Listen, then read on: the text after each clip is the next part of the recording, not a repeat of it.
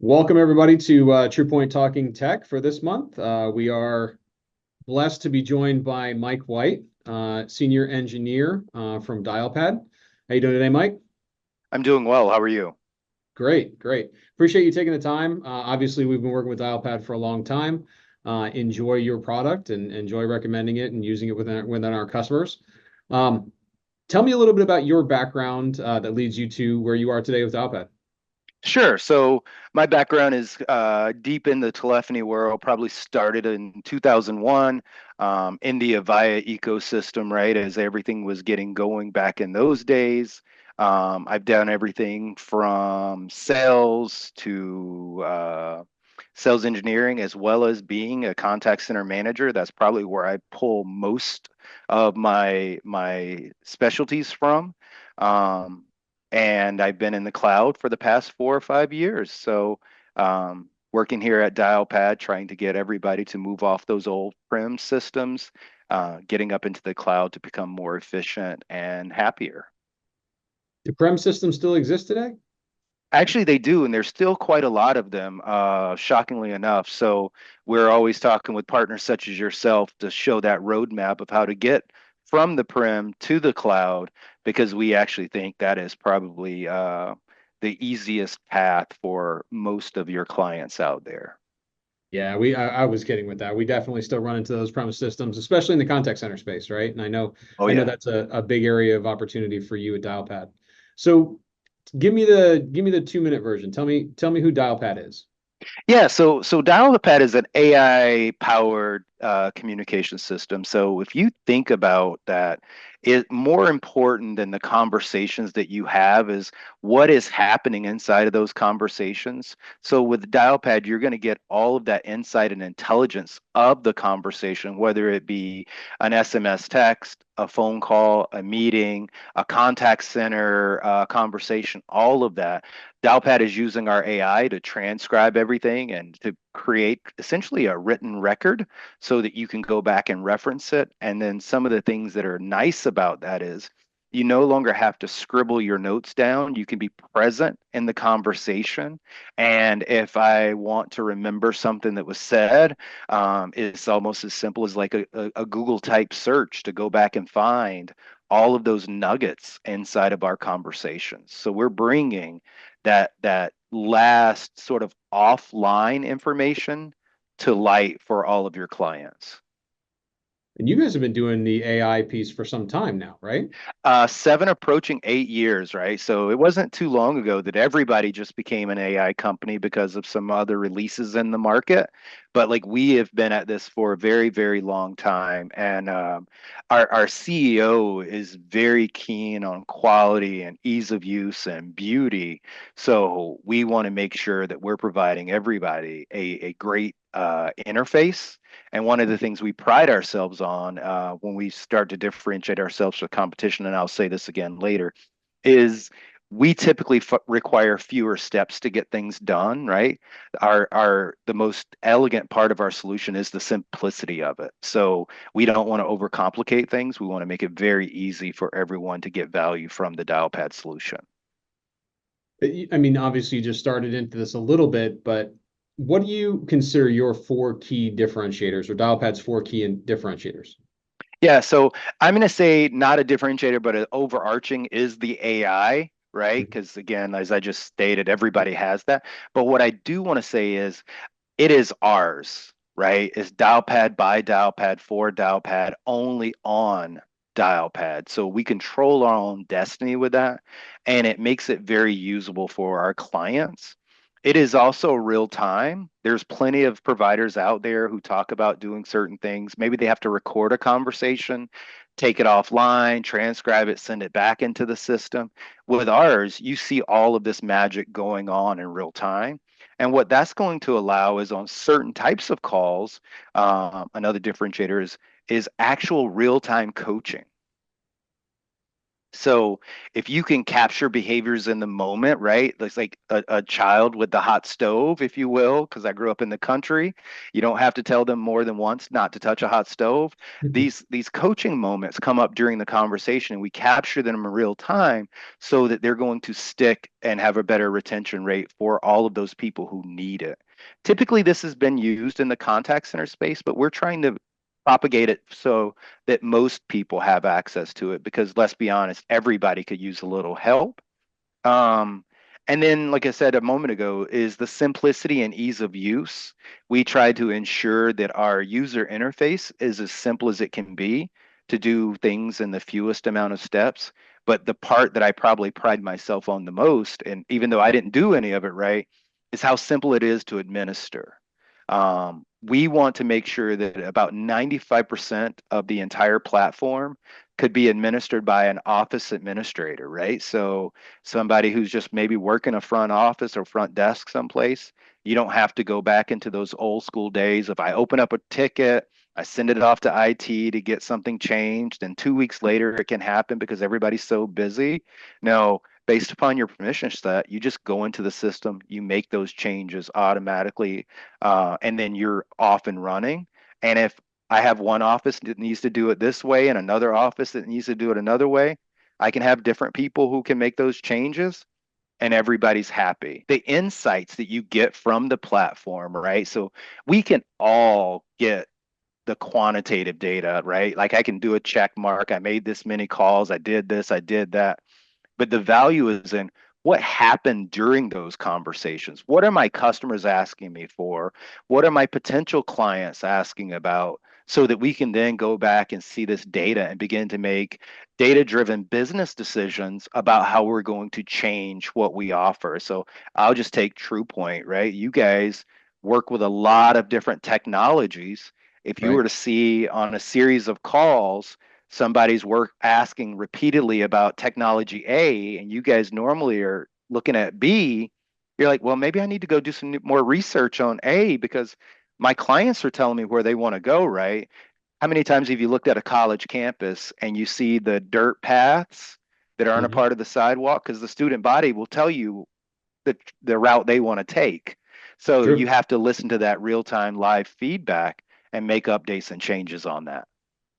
It's powerful. One of my favorite phrases is you can't manage what you can't measure, right? Correct. So what I'm hearing is you guys are actually putting the ability to see, in real time understand what's happening in the conversations, and that's across all your different channels, correct?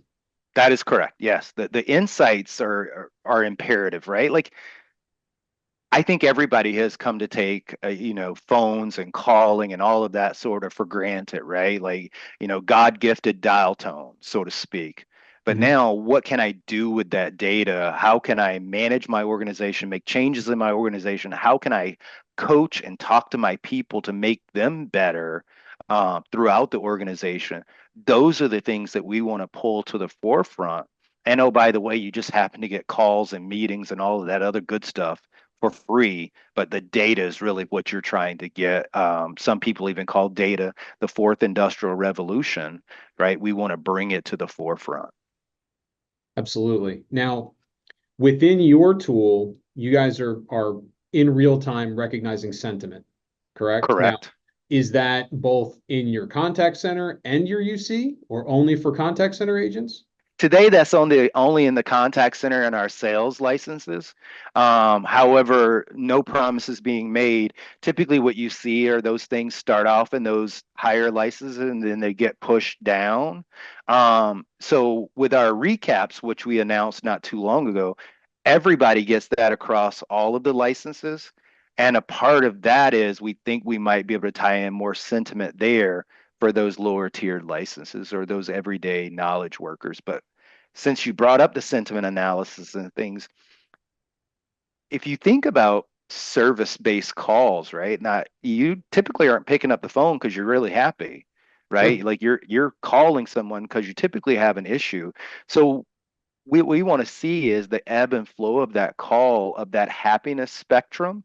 And we expect there to be some negatives and some positives. And we hope via all of our other AI, such as agent assist, real-time assist, things along those lines, that we can take a call that maybe started out low and help an agent to end it really high. And so there may have been low sentiment moments, but the overall rating of the call, the CSAT, if you will, would end up being high because it started out negative, ended positive, and was resolved through all of those coachings. And then at the end of the call, post call, we can look at the call as a whole versus those real time segments to see how well that agent performed. And then we'll give it a grade in the same way that a human would. So you get real CSAT, which is still the number one score for contact centers um, in real time without people sticking around to take that survey. Because as you and I know, it's about a 2 to 3% take rate on those post call surveys. Yeah, absolutely it is.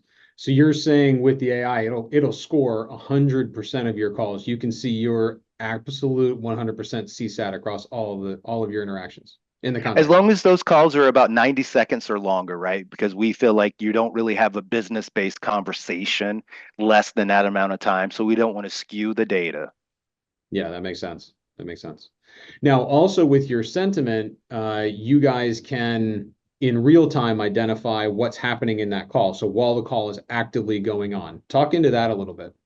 Yeah, so during the active parts of the call, it is a lot of it is keyword driven and sort of the temperature of the call. So we can pop up notifications. I can notify the supervisor if somebody is expressing frustration or anger and things along those lines. And of course, the supervisor can come to the rescue with their cape on, or they can view the transcript that's going on and they can see, oh, well, Bob's got that call. The person was unhappy, but I can see that it's turned and it's doing really, really well.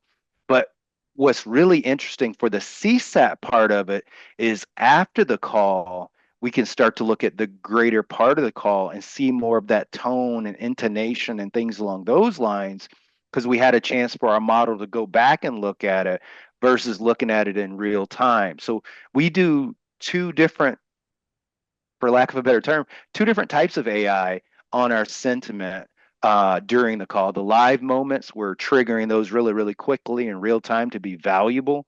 And then we go back and look at it post call for that CSAT score that, again, pops up in about 10 seconds. So it's not like it's being reviewed by, a group of people in the back room. It's still really, really quick. Both are super powerful. I mean, our experience working with contact centers, typically what we see is if you don't have some sort of an automation tool, maybe 5, 10 on the high side, 15 or 20 conversations that an agent has in any one month can be scored, right? So this is giving you the ability to see that across all of them, and I think that's hugely powerful. Absolutely. And I'll give you a little tidbit. We were kind of talking about some things that are going to be coming up. And so this is one, you may remember this. We announced 3 months ago, you can start to use our AI to do a QA grade of a call, Mhm. right? So what we called that one was suggested by AI. However, a supervisor had to put eyes on that QA score to confirm that that was the case. But in November, we're going to allow customers to have a fully automated scorecard so that they don't have to put eyes on the scorecard. Now, if an agent sees the grade, they can dispute it and it can be overridden. However, now between my CSAT score and my auto QA, I can really begin to dig into 100% of the calls in a way that wasn't necessarily available in the past. The first being that CSAT, which is based upon like a neural network. So it's Mhm. how does the human brain function? And the second being our large language model to say that, hey, here are the 10 questions I have on my QA scorecard. Did this agent execute all 10? And it brings that much more visibility into that dark data that we were talking about earlier that you just didn't have in the past. So let's dig into that language model that you guys have, the large language model you guys are running. I know you've been doing AI for about 8 years Mhm. yourselves. So how does that make your AI or your language model different than the others that are than your competition? Sure. So if you think about, and we'll just call it Chat GPT because it's what everybody knows. I'm a Gemini fan, right? Because I'm a Google guy. I'm a Google fanboy, I'll be honest. It's based on trillions of parameters, right? Like essentially the entire internet, the Library of Congress, all of that is in that model. So it can tell you how to make chicken cordon bleu. It can tell you how to rebuild an engine, things along those lines. And it is going to be a fantastic tool for the world. However, our clients are looking to have business conversations. Somebody who's calling in to report a trouble, somebody who's outbound calling to make a sale, things along those lines. So our parameters are the almost 7 billion minutes that we have inside of our system from the conversations that have occurred on our system. And then we built our model around those business related phone calls or meetings or whatever, that data, so that when we do things like a post call summary, you get a very neat and particular type of summary based upon business conversations and not based upon just some stuff that was generic off of the internet. How does that impact your accuracy? Because one of the challenges we see with real-time transcription across a lot of the language models is the accuracies can be somewhat questionable at times. So does your approach affect that? So I think our approach goes all the way back to 8 years ago, right? In making sure that we really understood how to get the transcription accuracy to a very, very high level. Because if I'm not transcribing accurately, I can't pop up helpful hints very accurately.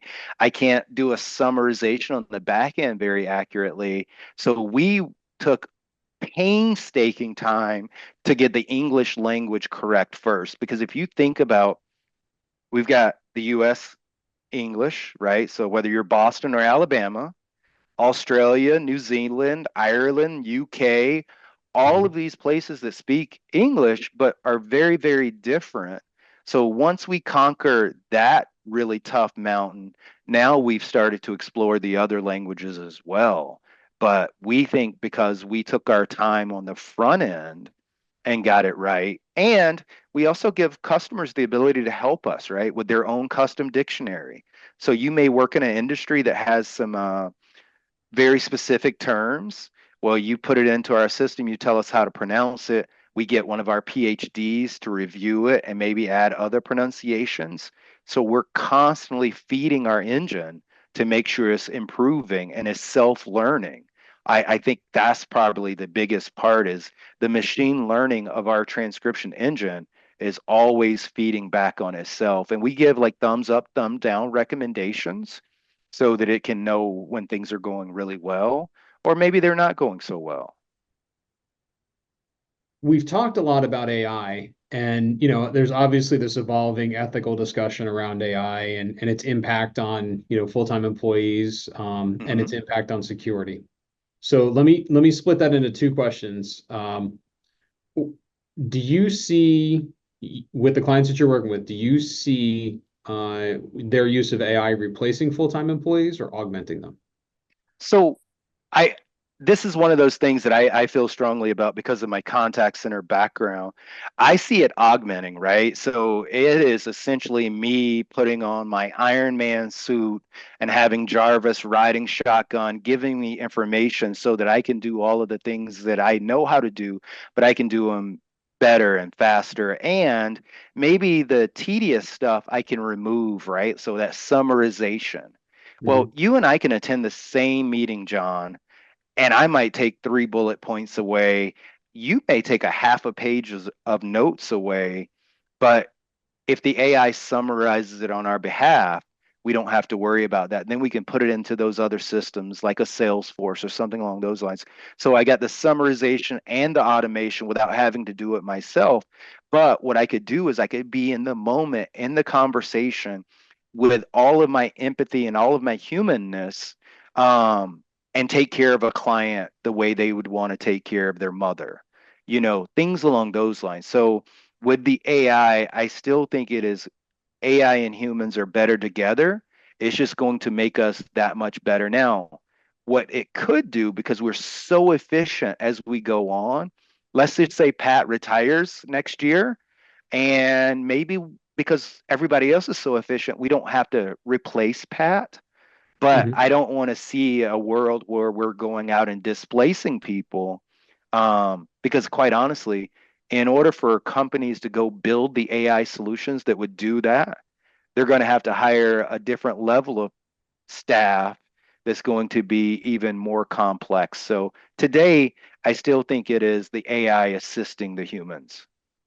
I would agree with that. I think it will evolve as we move on, but I think for a while at least it's going to be an assistant, Absolutely. or allow the employees that you have to be more productive and effective in what they're doing.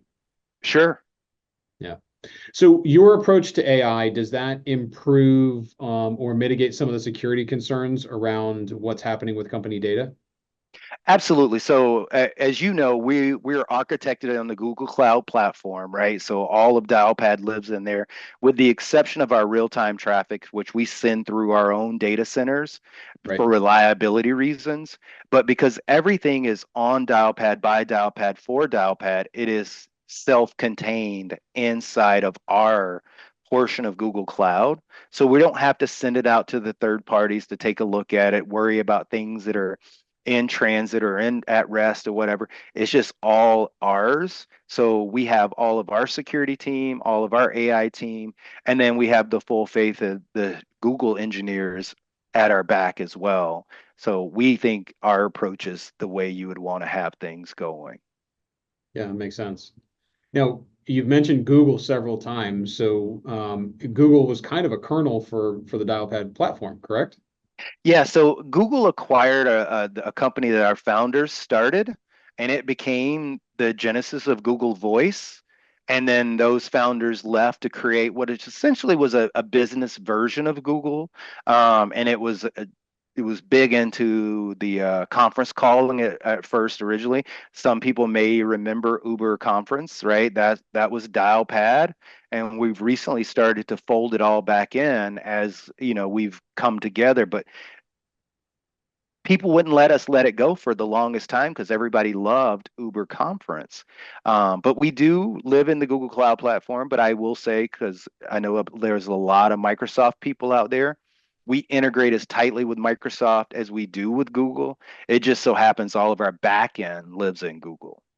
You mentioned earlier you have a unified approach, and I think you guys are one of the few companies that have truly built your contact center platform right on top of the same UC platform. So, what advantages do you see your customers getting out of that unified UC and contact center? The first thing I would say is, again, we kind of talked about it earlier with some of our core things. The first is the usability, right? So today, maybe I'm just a knowledge worker, and then tomorrow you need me to do some things in the contact center. It is 100% the same UI. I just have some additional functionality popping up. I don't have to learn how to operate a new tool, anything along those lines. And then the beauty of that too is a single pane for administration as well. So the same way I may have configured my main line as an IT person with all of my routing and things, I can configure my contact center routing in a very similar fashion. It's all sort of the same. And then the last part goes back to what I thought earlier is our main differentiator is the analytics and insights. So I see the entire company performance on a single platform, right? So if I call in to accounting and I end up in the wrong place, or accounting needs to get me over to a specialized contact center because I need to go set something else up, well, I'm not sending it off net to a different solution. I'm doing a transfer, most likely a consultative transfer, so that I see all of that data. I see the data that happened in accounting. I see the data that happened inside of the contact center. And then at a later point in time, I see the outcomes of all of those things as well. So the ease of use, the ability to adopt really quickly, but most importantly, is just all of the information and insights that you'll get from a single system without having to cobble things together. We Mhm. think that makes our customers' lives a lot easier. So what you're talking about really is call journey. You can see the full call journey in a single interface, single call. Absolutely. for those customers who have called into the same queue before, as an agent, you may have taken the last call. Now I have this call. If I just scroll up on the screen, I still see that little recap summary that tells me everything we talked about without having to go look in the back end system, such as a CRM or ERP or anything like that. It's just right there in front of you. And you're like, oh, hey, Miss Johnson, I see you called in and spoke to Tim earlier, blah, blah, blah. How are you doing today? And you have that familiarity because it's right there on the screen for you to see. Every organization seems to be, really focusing on a white glove or a concierge experience as much as possible. And I think that's what you can do with some of these tools that you're describing. Absolutely. And then I didn't know this until probably 2 weeks ago that I was at a conference and somebody said to me, Mike, what I really like about what you guys do at Dialpad is you guys actually use your own solution. I've been with numerous companies and we've never used our own solution. And I was like, I was really dumbfounded Sure. that wasn't, so people talk about, one throat to choke, one back, but like we really do drink our own champagne. So when you're talking to a sales engineer, a client executive, an account manager, any of those people, they can typically flip the screen around really quickly and be like, hey, let me show you how I do it. This is what I do with my clients. Do you think that would be useful for you? And I guess in the grand scheme of things, it does make a really, really big difference. In addition to, we still have all of our data that we can go search and find. So if you and I have some conversations and I like, what was I supposed to follow up with John about? Oh, let's Sure. just go search it up and find that information. And that transcription is usable regardless of where you are too, right? Whether you're on the mobile app or whether you're on your desktop app or a traditional handset, correct? Absolutely. Like if you're in the car and your hands free, in Georgia, we can't touch our phones, right? It's going to take all of those notes for me. At the end of it, I'll still get that nice, neat recap. I can get my action items, and then I have a share button, so I can send you a quick follow-up email as soon as I get to some place that is safe for me to touch my device again. So we talked a lot about some of the things that are available today. What we're seeing with I know you guys have been doing AI for a long time, but with as AI solutions begin to mature, we're seeing a lot of change within product portfolios. Mhm. So tell me a little bit about your roadmap. What can you share that's exciting and upcoming from Dialpad? So I will share a couple of items, right? So um, as you know, we already have an AI chatbot. We're making some improvements to that chatbot. What I will say is the reason I share that with you is because we feel there's a lot of point solutions that have recently popped up based upon some of the technologies that are out there right now, and they have a lot of razzle dazzle, but we feel like most of our clients want a completely unified solution. So I can start to see, hey, John came to me to chat right here. He had these questions. Our bot could not take care of that. Does John now want to go and chat with a live agent? Do we want Right. to escalate from that live agent, which was a chat call, to a phone call because it was sensitive or whatever the case may be? We can give you that entire journey the same way we could have from a knowledge worker to a contact center. The other thing I will say is, I don't know if you've picked up on it during our conversation, but we think data analytics and insights are very, very important. In late October, we will make some announcements around additional analytics and insights and data that will help organizations be more efficient and proficient, as they haven't been able to do before.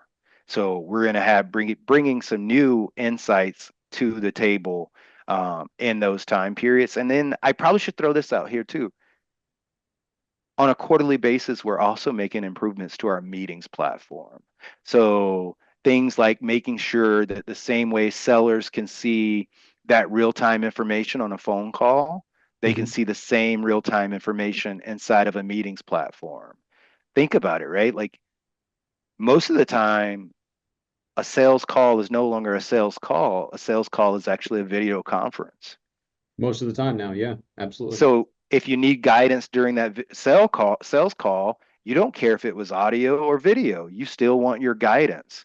Well, we just recently announced our playbooks, which is available on both calls and meetings. And then we're going to be bringing more of that guided functionality into our meetings platform as well. So the playbooks are really functioning as an agent assistant, right? So it's feeding information based upon keywords that are said in the call. Yeah, like and think about it, right? So you got to qualify a client, or you're wanting to sell SD-WAN Mhm. versus UCaaS. Well, you get your client on the phone, maybe Johnny's new, pops it up, 10 different subjects. Johnny can just look off to the side and know how to guide that conversation. And now the best part is Johnny qualified it for you, John, but you're the closer. Now he shares all of that information with you, schedules the follow-up meeting, and you have a different playbook because Right. you have all the information from the previous one. So you want to make sure you're getting to all the business conversation questions. So it's meant to be a guide in real time for everyone in the organization. Think the trick there is the real time. That's the most powerful piece about a lot of this technology that's coming out is being able to put these tools in the hands of people who can really affect change with them when it's happening. So Yeah, I think it's I will exciting. share this with you as well. Think about those customers or those businesses that may not get second chances. And the one that jumps to the front of mind for me is auto dealerships, right? Sure. And how often have you sat across the table from that seller and he's like, well, let me go get my manager. Well, I've got this guide so the manager can be with me at all times. And I can still pop information back over to that manager. So if they think the conversation is going off track, the manager can then come in. So it's the same functionality, phone call or meeting, that experience we might get sitting across the table. So I'm not letting you off, or I'm not letting you off the lot, if you will, without making a real hard push at closing that conversation. Yeah, absolutely. I think it's powerful. Mike, I really appreciate you taking the time today. Anything else you feel like you want to cover before we finish up? So I will just come back around to some of the things that we kind of highlighted that again I think are very important, right? Ease of use, the simplicity of our solution is the elegance of it. The security is there. And we are a really great fit for businesses of all sizes. Um, so if anybody would like to reach out, mike.white@dialpad.com. With that being said, I think we're good. Yeah, Mike, again, I sincerely appreciate it. I know you and I have had a lot of conversations over the years, so thank you for taking the time to do this today. For our customers that are tuning in, thank you for taking the time to listen to our Talking Tech for this month. Obviously, if you're checking us out on our YouTube channel, please like and subscribe to the channel. And we do a monthly conversation like this on different providers, different technology topics every single month. So look forward to seeing you on the next one. Thank you. Thank you. Have a great day.